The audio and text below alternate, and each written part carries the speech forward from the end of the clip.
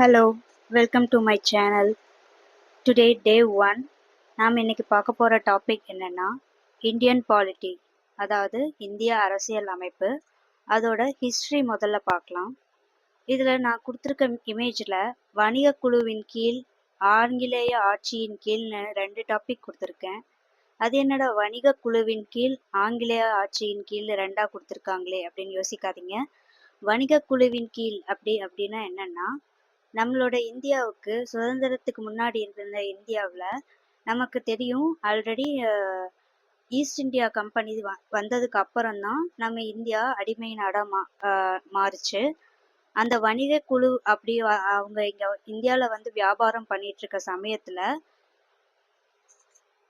என்னென்ன சட்டங்கள்லாம் கொண்டு வந்தாங்க, அந்த ஈஸ்ட் இந்தியா கம்பெனியில அங்கே ஒர்க் பண்ணணும் அப்படின்னா, அந்த கம்பெனிக்கு கீழே நாம் இருக்கிறோம் அப்படின்னா என்னென்ன ரூல்ஸ் அண்ட் ரெகுலேஷன்ஸ் ஃபாலோ பண்ணணும் அப்படின்றத கொண்டு வர்றதுக்காக ஒரு 5 சட்டம் கொண்டு வந்தாங்க. அதுதான் ஒழுங்குமுறை சட்டம், பிட் இந்தியா சட்டம், சாசன சட்டம் 1, 2, 3. இதை பற்றி ப்ரீஃபாக அடுத்த நெக்ஸ்ட் வீடியோவில் பார்க்கலாம். இப்போ ஓவர் வியூவாக அதோட ஹிஸ்ட்ரி மட்டும் பார்க்கலாம். ஓகேவா? இப்போ வணிக குழுவின் கீழ் அப்படின்ல 4 சட்டங்கள் பார்த்தோம். அடுத்தது ஆங்கிலேய ஆட்சியின் கீழே என்னென்ன சட்டம் கொண்டு வந்தாங்க அப்படின்னு பார்க்குறோம். இது எப்படி ஆங்கிலேய ஆட்சியின் கீழ் வந்துச்சு அப்படின்னா, முதல்ல ஆரம்பத்தில் நம்ம இந்தியா அந்த ஈஸ்ட் இந்தியா கம்பெனியோட நிர்வாகத்தோட கீழே தான் இருந்தது.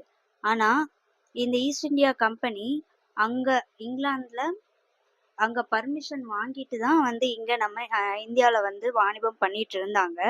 இந்த வணிக குழுவின் மேல நம்பிக்கை இல்லாம ஆங்கிலேய அங்க இங்கிலாந்துல இருக்கிற பிரிட்டிஷ் கவர்மெண்டே வந்து நம்ம இந்தியாவை டேக் ஓவர் பண்ணாங்க.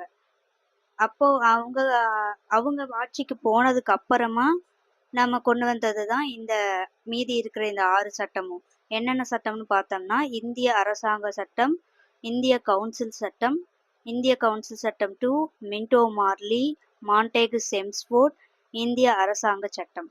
இந்த 6 சட்டம் மொத்தம் இந்த 11 சட்டம் தான் வந்து நம்ம இந்தியா சுதந்திரம் வாங்குறதுக்கு முன்னாடி வரைக்கும் இருந்த இந்த 11 சட்டங்கள் தான்.